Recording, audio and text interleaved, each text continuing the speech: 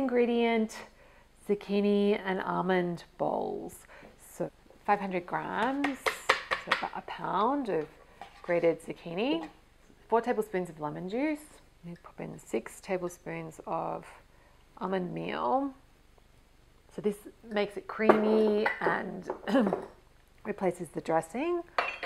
And then we're going to put a bunch of herbs. So I've got flat leaf parsley, save some for serving.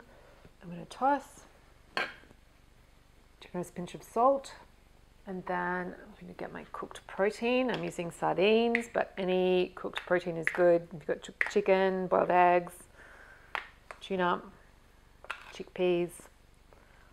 Toss again, and then we're going to serve with our extra herbs and some roast almonds.